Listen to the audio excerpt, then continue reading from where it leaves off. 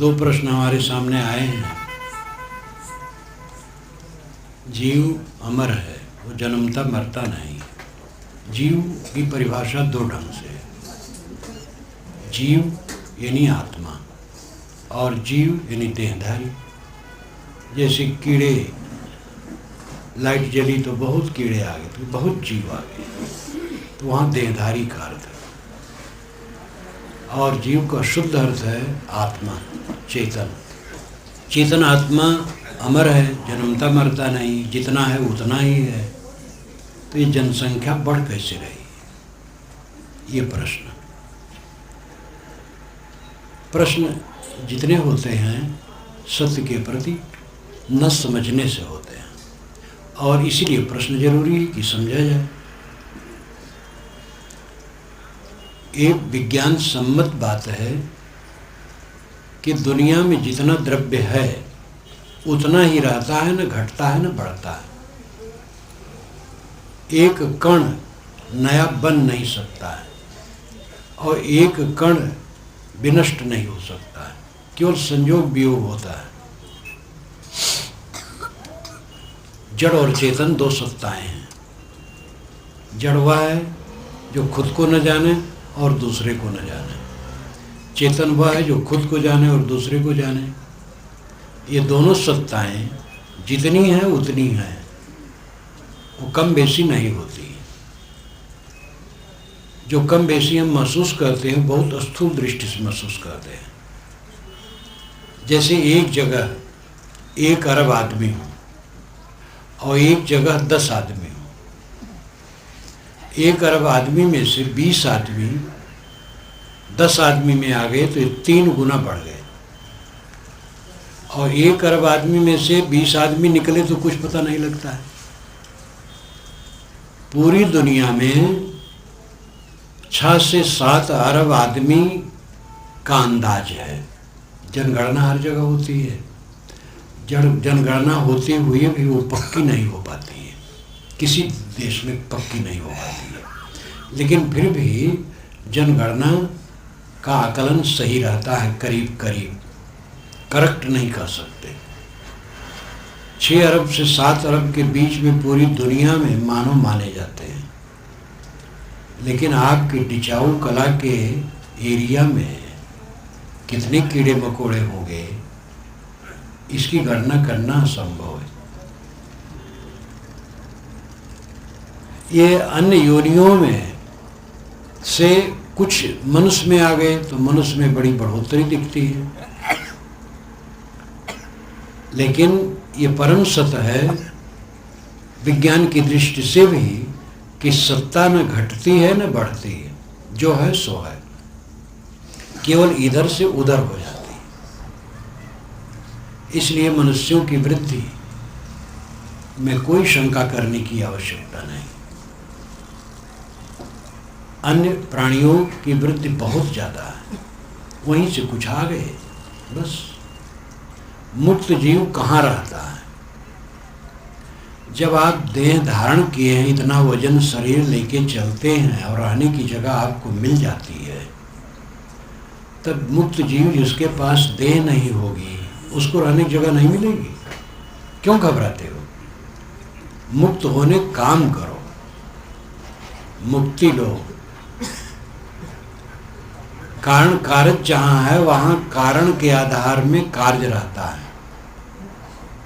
आधार आधेय संबंध कारण कार्य में होता है। जैसे मिट्टी कारण है, घट कार्य है, तो मिट्टी आधार है और घट आधेय है। घट कहाँ रहता है? भूमंडल पर, पृथ्वी पर, पृथ्वी से बना है। तरंग कहाँ रहती है? पानी में, पानी कारण है, तरंग कार्य है। इसलिए पानी आधार है और तरंग आधेय है। जीव न किसी से बना है न उससे कुछ बनता है, इसलिए न वो आधार है न आधेय है, वो निराधार है। उसे किसी आधार की आवश्यकता नहीं, अत्यंत सूक्ष्म है, शुद्ध बुद्ध निर्मल है। इस भाव को लेकर के अपने मन में सोचो, सारा शोक मोह दूर होगा। मोक्ष का काम करो। ये चिंता न करो कि जब देह छूट जाएगी तब कहाँ रहेंगे। ये चिंता है तो यही बंधन है। मोक्ष में कोई बंधन नहीं रहता, कुछ कल्पना ही नहीं रहती है। सारी कल्पनाओं का अंत मोक्ष है। इसलिए मुक्त जीव निराधार रहता है, क्योंकि वो किसी का आधार नहीं और किसी का आधेय नहीं, क्योंकि वो किसी का कारण नहीं और किसी का कार्य नहीं। ये बात झट से नहीं समझ में आती है। साधना करें और मोक्ष अवस्था जीवन में प्राप्त करें, तब इसका बोध अपने आप हो जाएगा। कोई क्लास 1 में पढ़ता हुआ लड़का ईमेल का विषय समझना चाहे तो नहीं समझ सकता है। वो पढ़ता चले। जब 14वीं में जाएगा 15वीं समझ लेगा, 15वीं में जाएगा 16वीं समझ लेगा। और एक कक्षा में है वो 16वीं समझना चाहता तो कैसे समझे। लेकिन बुद्धि द्वारा तो समझना चाहिए, सबका समाधान होना चाहिए। और उसके लिए मैंने उत्तर दिया। अब काम करना है मोक्ष का। संयोग से जो भजन गाया गया है अभी, वो मोक्ष का ही स्वरूप है। मैं उसी पर विचार करूं। हमन है इश्क मस्ताना, हमन को होशियारी क्या, रहें आज़ाद इस जग में हमन दुनिया से यारी क्या। जो बिछड़े हैं प्यारे से, भटकते दर बदर फिरते, हमारा यार हम में है, हमन को इंतजारी क्या। खलक सब नाम अपने को, बहुत कर सर पटकता है, हमन गुरज्ञान आलिम है, हमन को नामदारी क्या। न पल बिछड़े पिया हमसे, न हम बिछड़े प्यारे से, हो ऐसी लो लगी हरदम, हमन को बेकरारी क्या। कबीरा इश्क का माता, दुई को दूर कर दिल से, ये चलना राह नाजुक है, हमन सिर बोझ भारी क्या। इतना मार्मिक है कबीर की वाणी, तो सब मार्मिक है। मोक्ष तत्व, सारी शंकाओं का समाधान। ये गज़ल है। ये गज़ल गाने वाले कहते हैं ये प्रथम बना, उसके बाद सब गज़ल बने। हमन है इश्क मस्ताना। कबीर साहब कहते हैं हम इश्क में मस्ताना हैं। इश्क नाम प्रेम, प्रेम में मस्त है। हमन को होशियारी क्या। चतुरता वहाँ खत्म हो जाती है। जब प्रेम मगनता होती है तो चतुरता नहीं रहती है। होशियार होना ठीक है, सावधान, लेकिन होशियार होने का दूसरा अर्थ होता है चालाकी, कपट, छल, सबसे सुसंगित रहना। कौवा सबसे सुसंगित रहता है। जहाँ कौवा बैठता है चारों तरफ ताकता रहता है, मालूम होता है ये खूब रुपया बांधे घूम रहा है, कोई ठग न ले, लूट न ले। उसके मन का भ्रम है। हम मानते हैं कि हमसे अमुक आदमी द्वेष करता है, ईर्ष्या करता है। हो सकता है मेरा भ्रम हो, ईर्ष्या न करता हो, द्वेष न करता हो। अब अगर सचमुच वो द्वेष करता है हमसे, वो ईर्ष्या करता है, तो वो दया का पात्र है। क्योंकि ईर्ष्या द्वेष करने वाला अपने चित्त को जलाता है, अपना नुकसान करता है, अपने मन की चादर पर गंदा दाग लगाता है। आज दुख पाता है और मरने के बाद भी दुख पाता है। जब शरीर छूट जाता है तो ये दाग आगे भी उसको काटता है। तो क्षमा दया का पात्र है बेचारा। उससे हम भी ईर्ष्या और द्वेष करें तो हम भी जलेंगे। ईर्ष्या, द्वेष और घृणा का बदला प्रेम, समता से लेना चाहिए। कोई हमसे ईर्ष्या और द्वेष करता है, हम उससे प्रेम और समता का बर्ताव करें, हमें शीतलता मिलेगी और वो भी समझेगा, उसमें भी परिवर्तन आ सकता है। लेकिन जहाँ होशियारी है वहाँ ये नहीं होता है। होशियार आदमी, जिस ढंग से होशियारी के विषय साहब ने कहा है, वो गुणा भाग करने वाला ज़्यादा होता है। दिमाग जो हिसाबी दिमाग होता है उसको शांति नहीं मिलती है। हिसाबी दिमाग, हिसाब करना भी चाहिए, पहले लिख तब दे, ये कानून है अर्थशास्त्र का। जो व्यापारी अपना हिसाब ठीक नहीं रखता है वो कुशल व्यापारी नहीं है। वो हिसाब ठीक है, लेकिन दूसरा हिसाब पैसे पैसे का कपट छल, बाल बच्चों को भी ठीक से खिलाना पिलाना नहीं, कपड़े ठीक से देना नहीं, कंजूसी करना, जहाँ उदारतापूर्वक खर्च करना चाहिए न खर्च करना, जमा रखना, ये बुद्धि नारकी है। उदार रहो और संयमित रहो। कोई हमसे द्वेष करता है तो उससे हम प्रेम करें, क्योंकि प्रेम करेंगे तो हमारा इसी जीवन में स्वर्ग है, मरने पर भी स्वर्ग है। और हमसे जो द्वेष करता है वो भी सुधर सकता है, न सुधरे तो उसका नुकसान हो गया। अगर हम भी ईर्ष्या करें द्वेष करें तो हमारा नरक है। चतुर आदमी यही सब गुणा भाग में रहता है। कौन हमसे क्या सोचता है, हमारे लिए क्या सोचता है, हमारे लिए क्या धारणा रखता है, ये इश्क मस्ताना जो हो जाता है ये नहीं सोचता है। होशियारी नहीं रहती, भोला भाला सरल हो जाता है। उपनिषद में जहाँ आत्मज्ञान का विषय आया है, याज्ञवल्क्य ने जनक को समझाया है, कहा है पुत्र ईषणा, पितृ ईषणा, लोक ईषणा का वो त्याग कर देता है। उसे पुत्र की इच्छा नहीं होती, धन की इच्छा नहीं होती, लोक बढ़ावा और प्रतिष्ठा की इच्छा नहीं होती। वो आत्मा में रमता है, आत्मा द्वारा आत्मा में रमता है, सदैव आत्मलीन रहता है और वो अपना पांडित्य छोड़ देता है, भोला भाला बालक की तरह सरल बन जाता है और वो मौन हो जाता है, अमौन हो जाता है, मौन अमौन से ऊपर हो जाता है। शब्दों का घटा टोपियाँ बहुत है। इसका अर्थ यही है जो साहब ने कहा है, समझ बूझ जड़ हो रहे, बल तज निर्बल होए, काहें कबीरता संत का पला न पकड़े कोई। पहले समझ बूझ ले तब जड़ बन जाए, मूढ़, और बल तज निर्बल होए, सारे बल का घमंड छोड़ करके निर्मानी हो जाए। धन बल, जन बल, शासन बल, शरीर बल, बुद्धि बल, विद्या बल, सारे बल का अहंकार छोड़, बल तज निर्बल हो।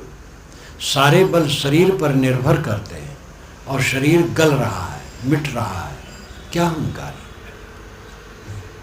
कहें कबीरता संत का पला न पकड़े कोई। उस संत का कोई पल्ला नहीं पकड़ सकता। पल्ला नाम कपड़े का छोर। किसी को पकड़ना हो तो उसके पहने हुए कपड़े का छोर पकड़ लो, फिर छोड़ा नहीं पाएगा। पुलिस जब चोर बदमाश को पकड़ती है तो उसके गले के पास जो कपड़ा पहने रहता है, कमीज, शर्ट, कुछ भी, वही पकड़ लेता है, फिर वो नहीं छुड़ा सकता है। साहब कहते हैं जो जानबूझ करके जड़ हो गया, सब समझ लिया, जड़ चेतन बंध मोक्ष, और सारी आसक्ति छोड़ दी, फिर मूढ़ बन जाता है, भोला भाला बन जाता है, सरल बन जाता है, पांडित्य छोड़ देता है और बल तज निर्बल हो, सारे घमंड को छोड़ करके निर्मानी हो जाता है। ऐसे संत का कोई पल्ला नहीं पकड़ सकता है। मोक्ष का यही रास्ता है। मोक्ष के रास्ते के विषय में एक कहानी बहुत प्रचलित है, आप लोग सुने और जाने हैं, याद कराना है। एक भक्त सत्संग में जा रहा था। एक दरवाजे पर पिंजड़े में एक सुगा बैठा था। उसने कहा तुम कहाँ जाते हो? कहे सत्संग में। कहे महात्मा से पूछा ना, मेरा ये जेल खाना कब छूटेगा, पिंजड़े में बंद हो। वो गया, सत्संग सुना, समाप्त हुआ, भीड़ हट गई, तो वो जा करके महात्मा से कहा, महाराज सुगा ने कहा है कि मेरा ये पिंजड़े से छुटकारा जेल खाने से कब होगा। महात्मा ऐसा सुने और गिर पड़े, बदहोश हो गए। उसको बड़ा भय हुआ, वहाँ से झट से भागा।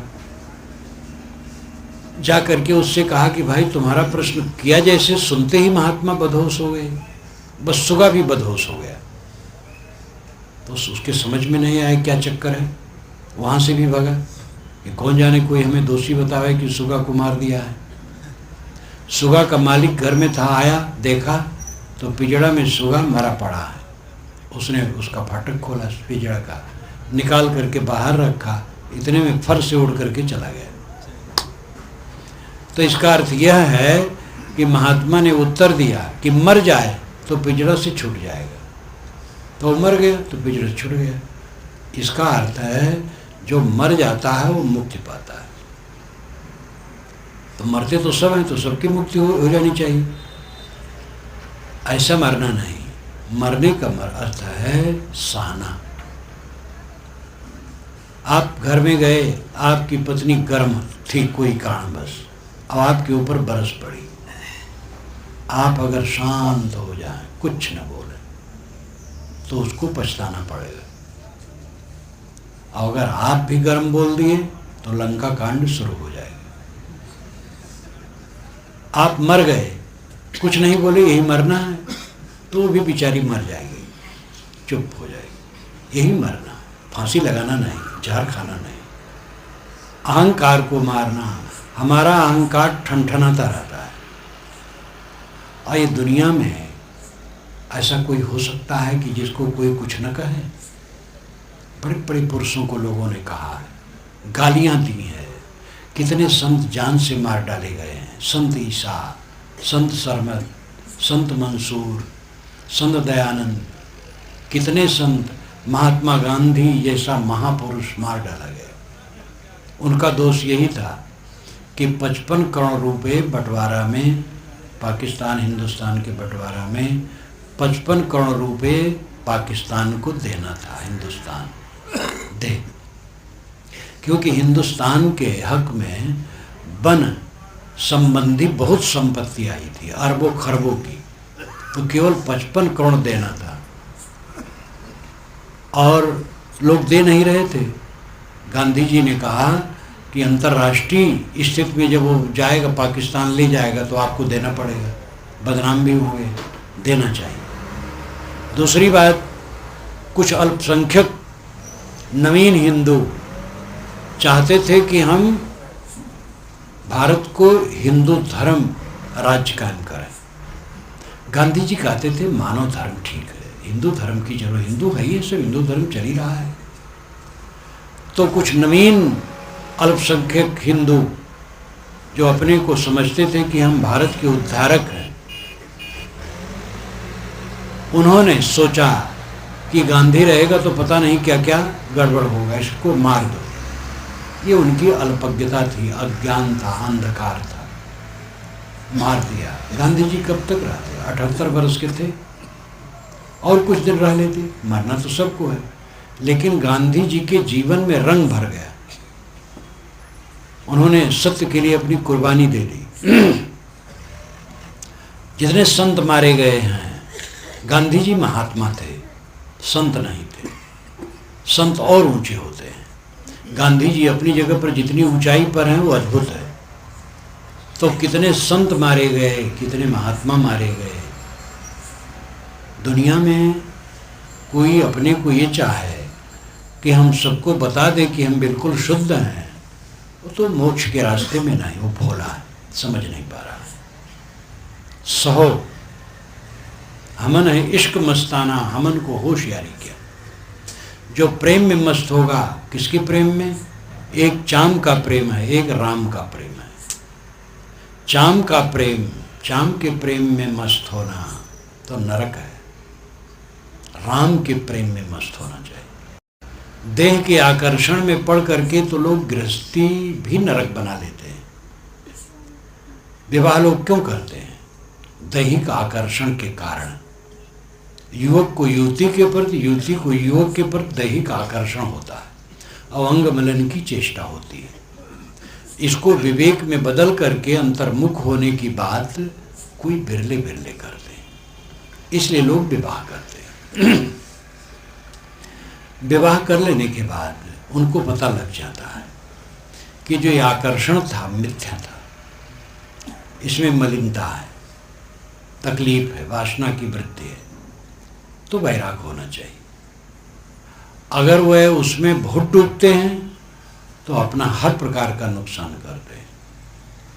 जो अत्यंत चाम का प्रेमी हो जाएगा वो मर्यादा का भी उल्लंघन कर देगा और अमर्यादित होकर के फिसलेगा और पीछे केवल जलेगा। एक युवक ने मुझसे कहा था कि महाराज मैं अचानक को मिला, आश्रम में ही मैं था। सुंदर युवक 28-30 का रहा होगा। कहा महाराज मेरी माँ ने मुझे फंसा लिया। मैंने कहा सगी माँ? कहीं नहीं, मेरी माँ तो मर गई थी, मेरे पिता की शादी हुई। तो शादी हुई और पिताजी तो अधेड़, और जो माँ आई वो सुंदरी युवती, तो वो मुझे फंसा ली और मैं फंस गया। और इस बात को पिता जान गए तो पिता माँ को डांटते थे, मुझे कुछ नहीं कहते थे। मुझे बड़ी ग्लानि हुई और अनेक बार मैं भ्रष्ट हुआ और मैं दूर दूर रहने लगा। लेकिन कभी घर है जाना पड़ता था, तो जाना पड़ता था तो फिर वो मुझे मोह में फंसा लेती थी, वो मैं फंस जाता था। महाराज ये बात को लेकर के मेरा चित्त रात दिन जलता है, कैसी कैसी घटना हो जाती है। और वो उस युवती का अज्ञान तो है ही, इसका भी अज्ञान है, इसको नहीं फंसना चाहिए। अनैतिक व्यवहार करके आदमी कितना जलता है। एक व्यक्ति ने अपने भाई की हत्या करने का षड्यंत्र किया और हत्या सफल नहीं हुई, मैंने हत्या नहीं कर पाया। उसके अनुताप में इतना जला वो कि 25 वर्ष हो गया है और उसने कहा महाराज अभी भी मुझे शांति नहीं मिलती, और मैं चारों धाम कर लिया और 27 माला या कितना माला कहता रोज जपता हूँ राम नाम का, लेकिन महाराज मुझे सुख से नींद नहीं आती। भाई को मारने मैंने उसका घर फूंका, वो बच गया, और मरते समय तक मैंने उसकी फिर सेवा भी की, ग्लानि रही, लेकिन आज भी हमारा चित्त जलता रहता है। कैसा कर्म का सिद्धांत है। अपने को संभालो, चाम में मोह न करो। चाम देखो, स्त्री और पुरुष का शरीर विवेक से देखो, है क्या? उसमें पेशाब है, टट्टी है, मांस है, हड्डी है, थूक है, पसीना है, मवाद, पूरा शरीर मवाद। क्या उसमें आकर्षण? राम में इश्क। राम अंतरात्मा है। जो अंतरात्मा में अनुरागी है, आत्मलीनता में अनुरागी है, जो संसार को तुच्छ समझता है, भोगों को सब फीका लगता है, अपने आत्मा राम में डूबा है। हमन है इश्क मस्ताना। कबीर कहते मैं इश्क मस्ताना हूँ, आत्मा राम में मस्त हूँ। हमन को होशियारी क्या, चालाक होने की क्या जरूरत है? रहें आज़ाद इस जग में, हमन दुनिया से यारी क्या, दुनिया से आज़ाद रहें, प्रतिबंध में न रहें। आज़ाद रहना क्या है? उच्छृंखल होकर के घूमना नहीं। आज़ाद होने मतलब है इंद्रिय और मन सुबस होना। इंद्रियों के गुलाम है, मन के गुलाम है तो परतंत्र है। इंद्रिय और मन पर पूरा कब्जा है, ये आज़ादी है। ये समझ लो, परतंत्रता में स्वतंत्रता है और स्वतंत्रता में परतंत्रता है। उच्छृंखल होकर के, मनमती बन करके, अवज्ञाकारी होकर के जो भटकते हैं वे परतंत्र है, मन के गुलाम है। लेकिन गुरु का भक्त, संत का भक्त, ज्ञानी इंसान परतंत्रता में स्वतंत्रता प्राप्त करता है। नियम की परतंत्रता, बड़े लोगों के कब्जे में रहना, उनकी परतंत्रता, मर्यादा की परतंत्रता, नियमों की परतंत्रता उसको स्वतंत्रता देती है। सड़क में चलें और हम कहें हम स्वतंत्र हैं, दाहिने चले चाहे बाएं चलें, दाहिने चलेंगे रगड़ जाएंगे फिर गाड़ी से, बाएं चलें। परतंत्र रहना अच्छा है, स्वतंत्र होना अच्छा नहीं। स्वतंत्र वह है जिसने अपने मन को वश में कर लिया, इंद्रियों को वश में कर लिया। जो सब कुछ सह लेता है वो स्वतंत्र होता है। सहना ही परम धर्म है। जो बिछड़े हैं प्यारे से, भटकते दर बदर फिरते, जिनको बोध नहीं है वे समझते हैं पी अंते धनी अंते रही, परमात्मा अलग है और मैं अलग हूं। परमात्मा से बिछड़े वे दर बदर भटकते हैं, काशी काबा घूमते हैं चारों तरफ, और कहीं परमात्मा नहीं पाते हैं। तीर्थ करने के नाम से मैं केवल अयोध्या गया, अयोध्या के नज़दीक जन्मा था शरीर, तो अनेक बार वहाँ गया।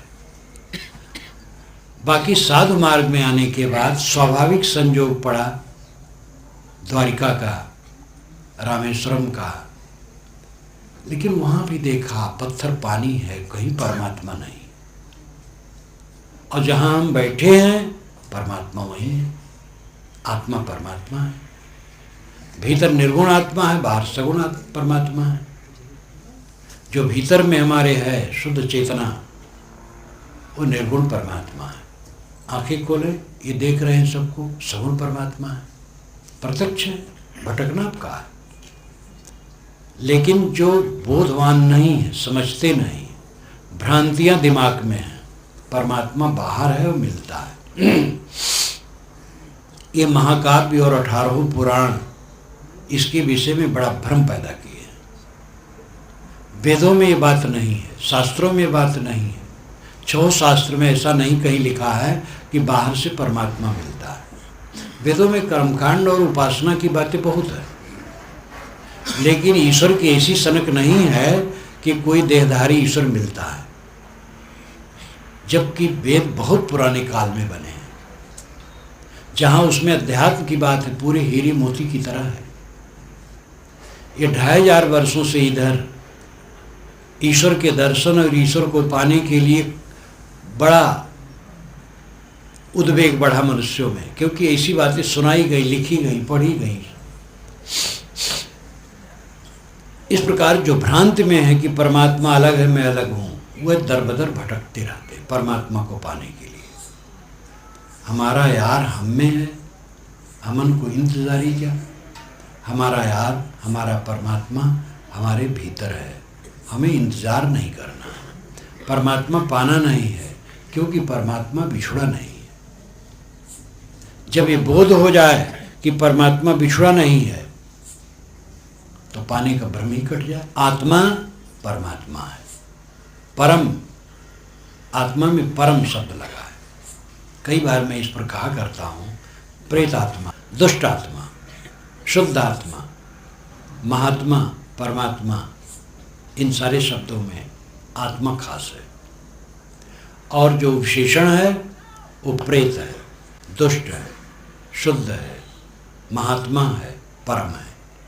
प्रेत आत्मा में प्रेत विशेषण है और आत्मा खास शब्द है। प्रेत का अर्थ होता है गया हुआ। जो जीव देह छोड़ करके चला जाता है उसको कहते हैं प्रेत हो गया, यानी चला गया। प्रेत की योनि खानी नहीं, प्रेत का अर्थ ही गया हुआ। प्रेत आत्मा का मतलब है देह छोड़ करके गया हुआ जीव। दुष्ट आत्मा खराब स्वभाव का आत्मा, शुद्ध आत्मा पवित्र आत्मा, महात्मा इंद्रियजित आत्मा, परमात्मा परम आत्मा, केवल शुद्ध स्वरूप आत्मा, गुणातीत आत्मा। गुणातीत आत्मा को ही परमात्मा कहते हैं। स्वामी शंकराचार्य ने अपने विवेक चूड़ामणि में उसको कई बार दोहराया है, परमात्मा। ये आत्मा ही परमात्मा है। लेकिन भटकाव ऐसा है, ऐसे मत संप्रदाय बन गए हैं कि जो वह हट करके ही मानते हैं कि नहीं, हम परमात्मा से अलग रह करके उसका आनंद लेना चाहते हैं। अब मन ही मन में कल्पना करते रहे, मिलने वाला तो कुछ है नहीं। कल्पना करते रहो, गढ़ते रहो, चाहे 8 भुजा वाला गढ़ो, चाहे 4 भुजा वाला गढ़ो। करकंज पतकंजारुणम, जितने देहधारी महापुरुष हुए हैं वे कुछ दिन कोमल शरीर वाले रहे हैं। महाराज राम के लिए गोस्वामी जी ने ये छंद लिखा है, जिसमें आता है करकंज पतकंजारुणम। हाथ पैर सभी अंग बड़े कोमल कोमल, कमल की तरह। कब तक कमल की तरह रहे होंगे? 30 के बाद तो सब खीस होने लगते हैं। जब वन से राम जी लौटे होंगे तो उनके बाल अधपके हो गए होंगे और छुर्रियां आ गई होंगी, चेहरे में वो रौनक नहीं रही होगी। परिवर्तन तो सबका होता है, चाहे राम का हो, कृष्ण का हो, बुद्ध का हो, महावीर का हो, कबीर का हो, शरीर की रचना जहाँ है वहाँ उसमें विकृति निश्चित है। हाथ पैर वाले भगवान की कल्पना करते और गाते कब तक रहोगे? इस ढंग से ठीक है कि सब देहधारी परमात्मा है, सबके साथ सुंदर बर्ताव करो, लेकिन बाहर से एक ऐसा परमात्मा पाना चाहते हो जो हाथ पैर वाला है, ये भ्रांति के अलावा कुछ नहीं। दूसरा मत है कि वो हाथ पैर वाला तो नहीं, निर्गुण निराकार है, लेकिन उसको पाना है। निर्गुण निराकार को कैसे पाओगे? पाने के लिए आपके पास 5 साधन हैं: आँख, नाक, कान, चाम, जीभ। आँख से आप रूप पाते हैं, कान से शब्द पाते हैं, चाम से स्पर्श पाते हैं, जीभ से रस पाते हैं, नाक से गंध पाते हैं। परमात्मा किसके द्वारा पाएंगे? 5 विषयों से परे परमात्मा है तो कैसे पाएंगे? मन की कल्पना आप करेंगे, मन का लड्डू खाएंगे, वो केवल परोक्ष कल्पना में ही डूबते रहेंगे। बोधवान संतों ने सब समय कहा है कि परमात्मा अलग नहीं है।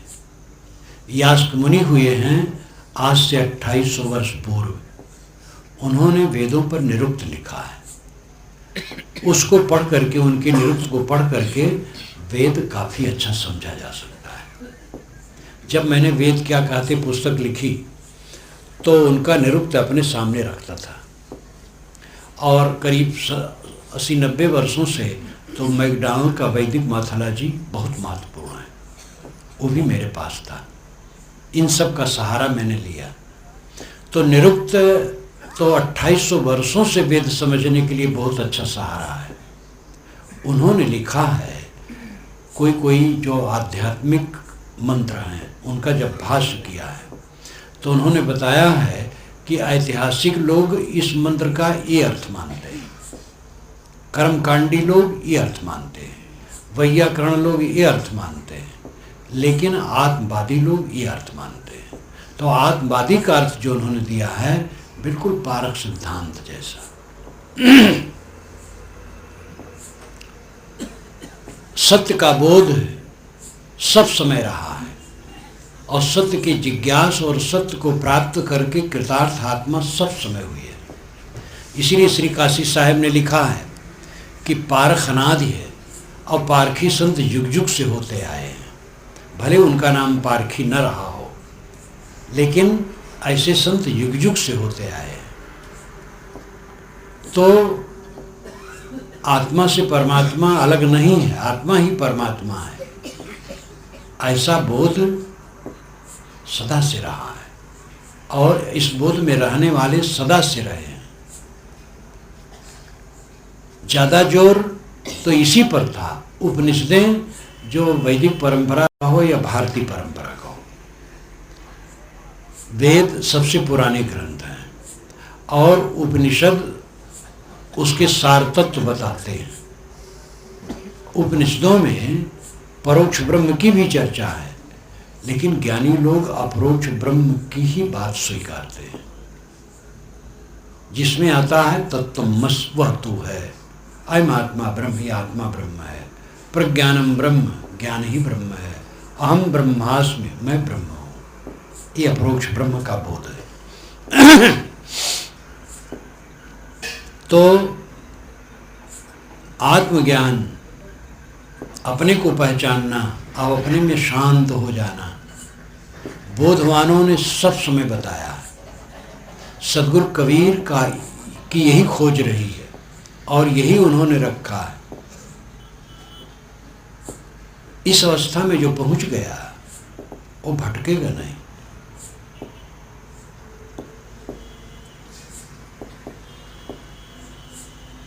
नाम खलक सब नाम अपने को बहुत कर सर पटकता है। दुनिया के लोग अपने देह के नाम के लिए बड़ी चेष्टा करते हैं, हमारा नाम फैल जाए। नाम झूठा है, रूप ही झूठा है। ये टट्टी पेशाब की पोटली शरीर है, और इसी का नाम है 4 अक्षरों का। वो अक्षर क्या है? बोलो तो एक हवा है, और लिखो तो कागज पर एक स्याही का चिन्ह है। उससे मेरा क्या संबंध है? खलक सब नाम अपने को बहुत कर सर पटकता है। हमन गुरज्ञान आलिम है, हमन को नामदारी क्या? हम तो गुरज्ञान के आलिम हैं, यानी ज्ञानी हैं। आलिम फाजिल ज्ञानी को कहते हैं, आलिम फाजिल। फाजिल का अर्थ जो अपभ्रंश में फाजिल कहा जाता है, अधिक, अतिरिक्त, ये भी अर्थ होता है। फाजिल का अर्थ अतिरिक्त भी होता है और फाजिल का अर्थ ज्ञानी भी होता है। आमिल, हमन गुरज्ञान आलम, आमिल है, आलिम है। हमन को नामदारी क्या, हम तो गुरज्ञान में मस्त हैं। ये देह के नाम रूप के चक्कर में हम क्यों पड़े, जो मिटने वाली चीज़ है। नाम रूप से ऊपर उठ जाने वाला आत्मबोध में स्थित होता है। ये कल्पित नाम और ये कूड़ा कचरा शरीर में मोह करेगा, वो अपने स्वरूप में नहीं स्थित हो सकता है। न पल बिछड़े पिया हमसे, न हम बिछड़े पियारे से। हमारा प्रीतम एक पल हमसे न बिछड़े, मैं उससे न बिछड़ूं। हो ऐसी लौ लगी हरदम, जिसके दिल में ऐसी हरदम लौ लगी है, हमन को बेकरारी क्या, फिर बेचैनी कहाँ। परमात्मा हमसे अलग न हो, हम परमात्मा से अलग न हो, ये लगन जहाँ है वहाँ और चिंता फिक्र क्या होगी। तो ये कहने में द्वैत लगता है, कहने में सदैव द्वैत लगेगा, लेकिन तत्व तो अद्वैत है। अद्वैत के दो अर्थ हैं। एक अद्वैत जो प्रसिद्ध है वो यह है कि जड़ चेतन सब एक है, आत्मा एक है और जड़ चेतन सब एक है। ये महाभ्रम है। आत्मा अनेक हैं और अनेक आत्माओं से भिन्न जड़ तत्व हैं और जड़ तत्व अनेक हैं और जड़ तत्वों के असंख्य कण हैं। इस विविधता को कोई मिटा नहीं सकता है। ये अद्वैत घोटाले का है। जो शुद्ध अद्वैत है वो आत्मा का अकेलापन है। आप अद्वैत हैं, सब आत्मा अद्वैत है। इंद्रिय और मन के व्यापार में जब तक रहेंगे तब तक द्वैत रहेगा, और इंद्रिय मन का व्यापार जब शांत हो गया तो अद्वैत हो गया। जब आप देखते हैं, सुनते हैं, सूंघते हैं, छूते हैं, सोचते हैं, तब द्वैत होता है।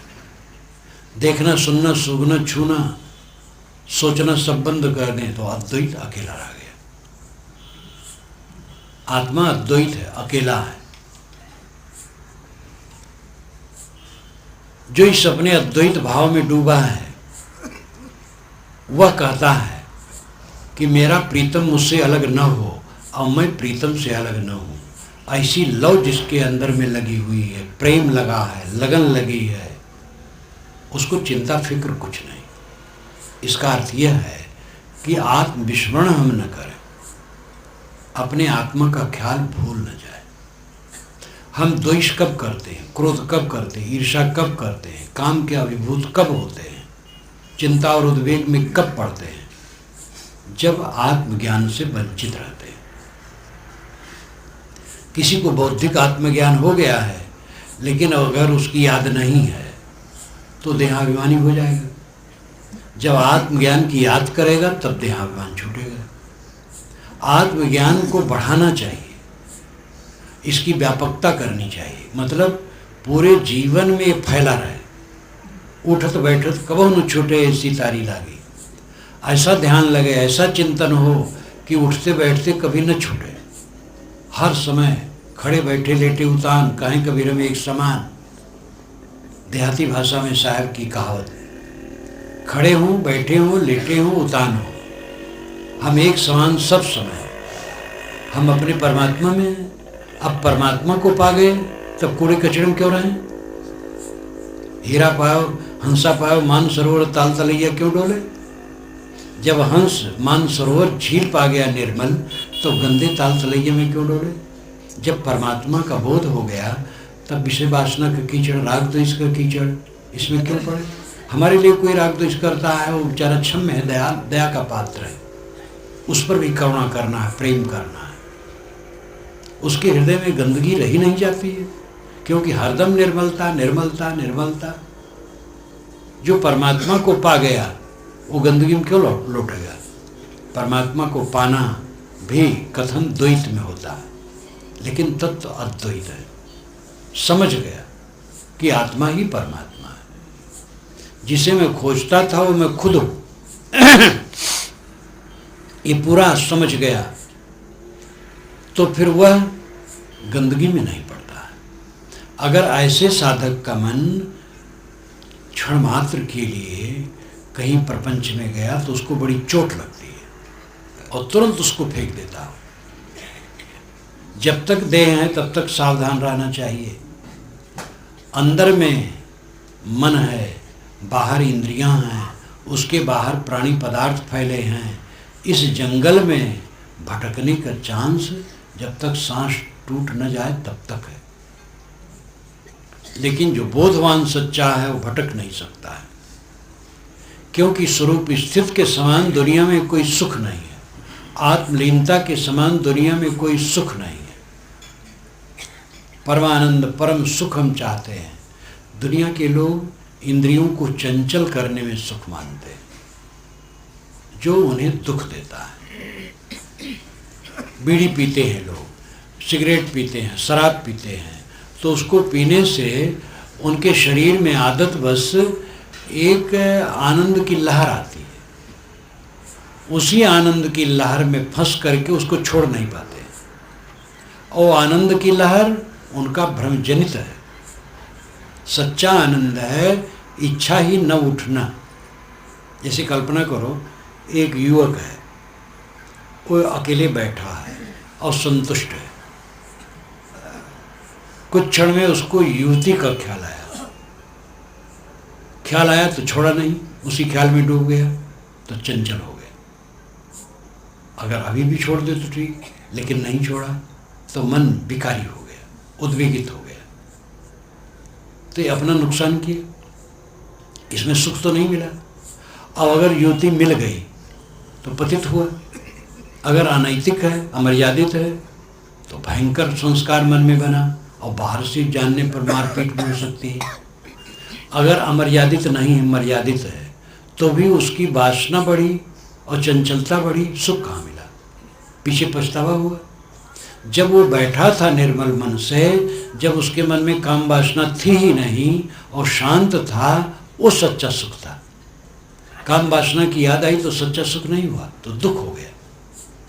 तो इंद्रियों की उत्तेजना को दुनिया के लोग सुख मानते हैं। मन की कल्पनाओं में डूबना अपना अच्छा व्यवसाय समझते हैं।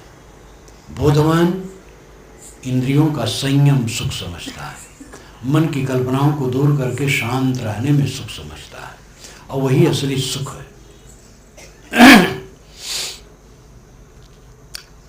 न बिछुड़े हम प्यारे से और न पल बिछुड़े पिया हमसे, हो ऐसी लव लगी जिसकी अमन को बेकरारी क्या।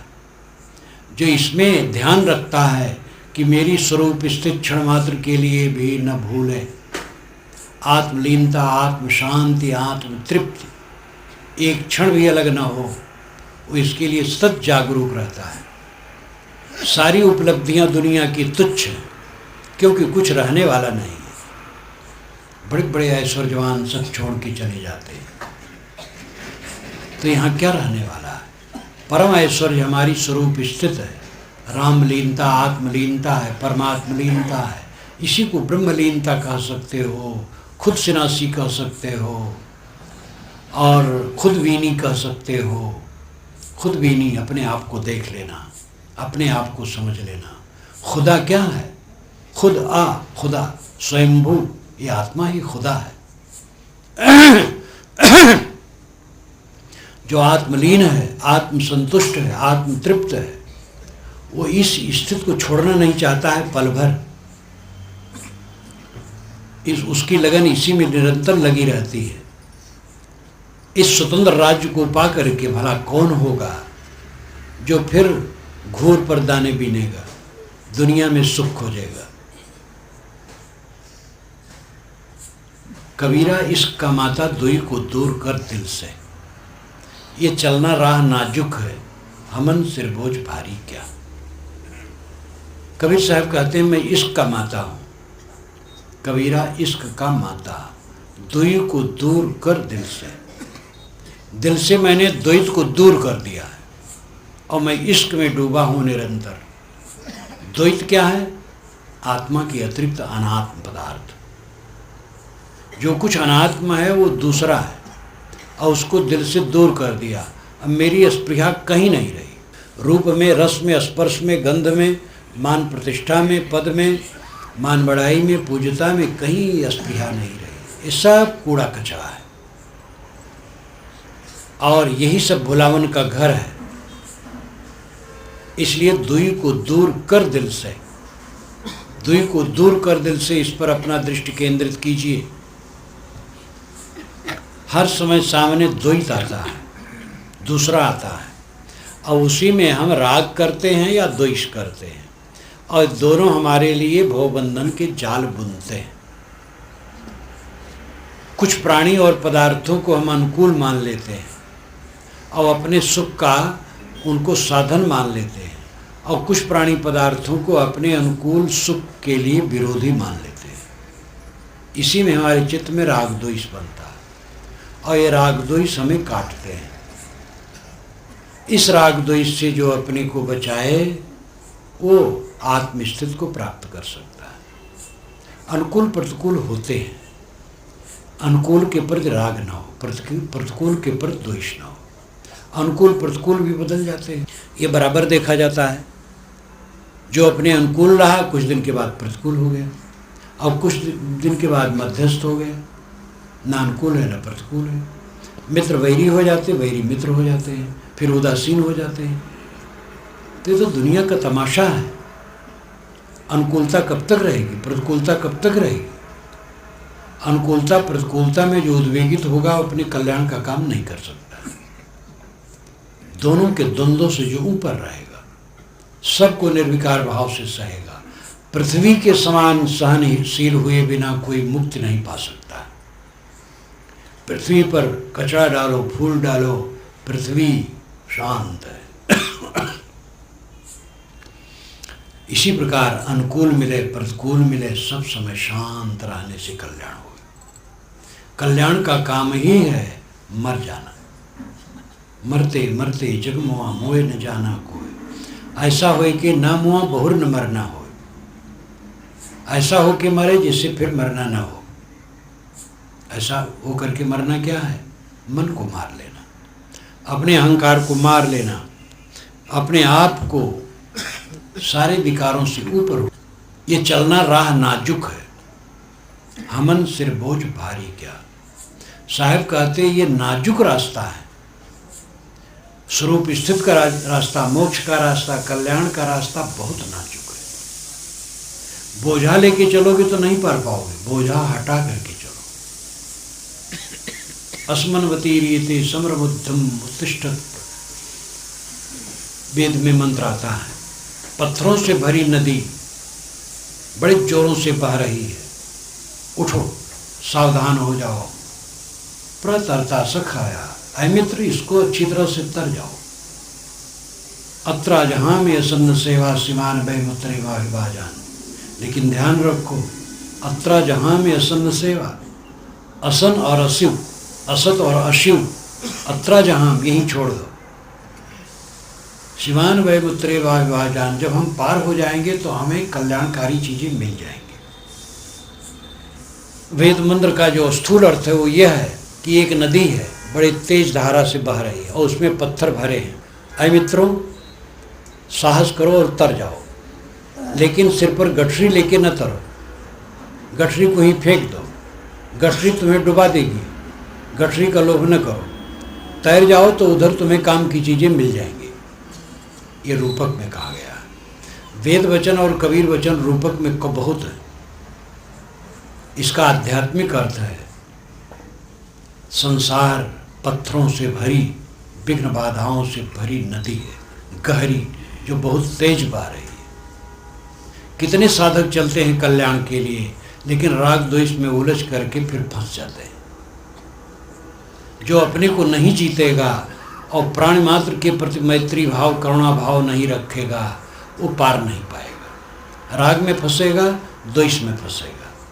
जो राग और द्वेष में नहीं फंसता है, सबके प्रति करुणा, मैत्री, शील, संयम, प्रेम का बर्ताव, विरोधी के प्रति भी मन में कोई घृणा नहीं, वो इस संसार सागर से पार पाता है। नदी तैरना, तेज नदी, प्रबल धारा की नदी और पत्थरों से भरी, और उसमें गठरी सिर पर रख करके तैरना, ये तो डूबना है। गठरी फेंक दो, तैर जाओ, उधर काम की चीजें मिल जाएंगी। इस संसार सागर में हम डूबे हैं, इससे तैरें, सिर पर गठरी न रख, राग द्वेष की गठरी न रख।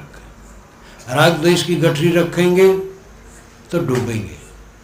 सारी गठरी छोड़ दो। ये चलना राह नाजुक है, ये कल्याण का रास्ता जो है बहुत दुर्बल है। फिसले तो गए, हमन सिर बोझ भारी क्या, हम सिर पर बोझा भारी क्यों नहीं? राग द्वेष का बोझा, कलह का बोझा। कोई राग द्वेष करता है, कलह करता है, सूरवीर है, वो करने दो उसको, वो भी मित्र है। हम न करें। मनसाय क्रिया को फल है, बिन मनसाय न अर्थ। हम अपने मनसा क्रिया का फल पाते हैं, दूसरे के कहने से नहीं। हमें कोई कहे वो बंधन में है तो हम बंधन में नहीं होंगे, हमें कोई कहे वो मुक्त है तो हम मुक्त नहीं होंगे। जो हमारी मन की स्थिति होगी उसी से हमारी दशा बनेगी। इसलिए इसकी चिंता पड़ना नहीं चाहिए कि हमें कोई क्या कहता है, हम करते क्या हैं, हमारी स्थिति क्या है। कहने वाले न रहेंगे, हमारे प्रशंसक न रहेंगे, हमारे निंदक न रहेंगे, और हमारा शरीर भी न रहेगा। ये तो क्षणिक है, सब सपना के समान खोता चला जा रहा है। विवेकवान की दृष्टि आर पार होती, तस्मिन दृष्टि वारा परे, उसकी दृष्टि आर पार होती है, और वो ये क्षणिक चीजों को नहीं देखता, वो अनंत को देखता है। कोई हमसे राग किया, कोई द्वेष किया, कोई गाली दिया, कोई कुछ किया, इसको नहीं देखता है, वो तो अनंत को देखता है। ये सारे दृश्यों को चीर करके हमारा कल्याण अनंत में लीन है, सदा के लिए, सदा के लिए। आजकल में हमारी देह छूट जाएगी और अनंत काल के लिए जड़ दृश्य ओझल हो जाएगा। इस ज्ञान की स्थिति को, इस परम स्थिति को बोधवान देखता है, और ये सब बातों में ध्यान नहीं रखता है कौन क्या कहा, क्या सुना, क्या हमें किया। जिसकी जैसी समझ ये कहता है, और सबके सामने विघ्न बाधाएं आई हैं, इनको जीत करके ही किसी का कल्याण हुआ है। पारखी संत कहा करते थे, पदार्थ पार दृष्टि बननी चाहिए। जब मैं पारक सिद्धांत से परिचित हुआ तो पारखी संत ये कहा करते थे कि पदार्थ पार दृष्टि जिसकी हो जाती है वो जीवन मुक्त हो जाता है। पदार्थ पार जो कुछ हमें दिखाई देता है, इससे अपना चित्त ऊपर रखना। जैसे हम यहाँ आए, हमारी किसी ने वंदना की, और हमारी किसी ने उपेक्षा की, और हमारी किसी ने निंदा की, ये सब क्या है? कुछ नहीं है। अभी उठ के चले जाएंगे, निंदा और प्रशंसा और उपेक्षा करने वाले चले जाएंगे। क्या इसमें हमारा हान लाभ है?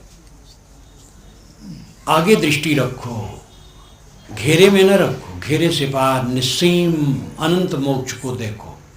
जो अनंत मोक्ष को देखता है वो राग द्वेष वहाँ बन ही नहीं सकता है। राग द्वेष तो वो देखता है, राग द्वेष में वो डूबता है जो सीमित बुद्धि वाला बस लौकिक उपलब्धियों को महत्व देता है, और राग द्वेष में डूबता है।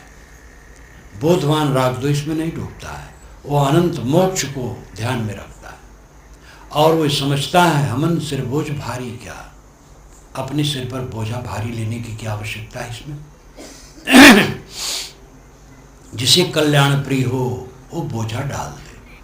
किसका बोझा? अहंकार का बोझा। अहंता ममता का बोझा त्यागे बिना कोई मुक्त नहीं हो सकता है। ये कहानी भी बहुत प्रचलित है, आपको याद दिलाना है। एक कलाकार था जो मूर्तिकार था, मूर्ति बनाता था, मनुष्यों की मूर्ति, जानवरों की मूर्ति। मूर्ति बनाने में बहुत निपुण था, और उसकी उम्र 90 वर्ष की हो गई थी, तब भी वो मूर्ति बनाता था। तो उसने सोचा कि मौत अब तो निकट है, तो अपनी शक्ल में उसने 100 मूर्तियां बना डाली, और उसका बहुत बड़ा कक्ष था, उसमें सब खड़ी कर दिया, और सोचा जब मौत आएगी तो इसी के बीच में मैं खड़ा हो जाऊंगा, तो मौत समझ भी नहीं पाएगी असली आदमी कौन है। एक दिन मौत आ गई तो वो बीच में खड़ा हो गया, अब मौत खोजती रही असली आदमी कौन है समझ ही नहीं पाती थी। लौट गई यमराज के पास, कहे महाराज वहाँ तो कुछ समझ ही नहीं आया, 100 मूर्तियाँ खड़ी थी एक समान, असली आदमी कौन है समझ में नहीं आया। तो यमराज ने मौत के कान में कुछ राय दिया, युक्ति बताई, तरीका बताया। मौत फिर चली अपने शागिर्दों को लेकर आई, तो कलाकार फिर उन्हीं मूर्तियों के बीच में खड़ा हो गए।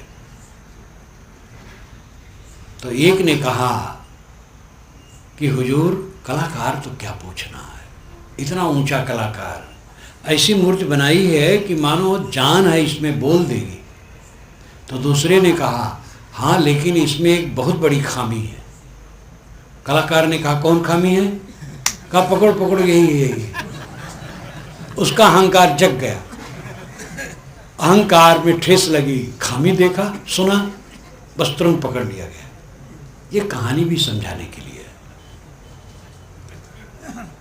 मैंने इस ढंग से संगीत छेड़ी कि मुझ पर नज़र पड़ने लगी सैयाद की।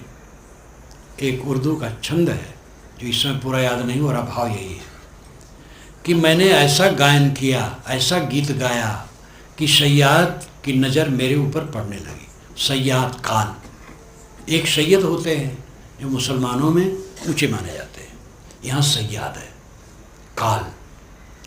मैंने ऐसी संगीत टेरी कि काल की नज़र मेरे ऊपर खुद ब खुद पड़ने लगी। हम अहंकार में इतने डूबे कि काल के पंजे में फंस गए।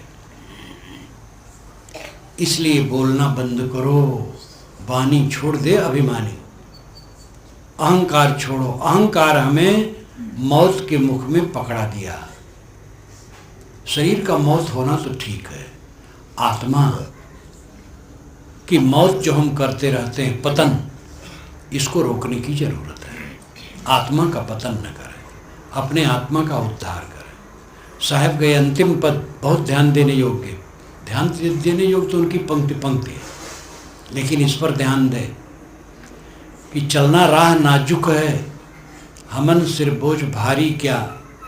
ये कल्याण का रास्ता बड़ा नाजुक है, फिसल जाओगे तो फिर गए। जीवन भर की कमाई अगर अंतिम में ढील हो गए तो फिर गए, बेकार हुआ। कहीं प्रलोभन में न पड़ो, कभी राग द्वेष में न पड़ो। राग द्वेष से ऊपर चित्त, समता, शील, सबके साथ सुंदर बर्ताव, इसी से परमानंद है, इसी से परम सुख है। अच्छे अच्छे साधक आगे चल करके रुक जाते हैं, इसलिए भटक जाते हैं। थोड़ा सद्गुण आया, समझ लेते हैं हम महात्मा हैं, अपने को पूरा मान लेते हैं। और ये अपने को पूर्ण मान लेना फिर अपने को भटका देता है। विवेकवान जो पूर्ण स्थिति में स्थित हैं, निर्भ्रांत दृष्टि जिनकी है, जो समझते हैं कि मैं सदा मुक्त हूँ, वह सदैव सावधान रहते, डरते रहते हैं।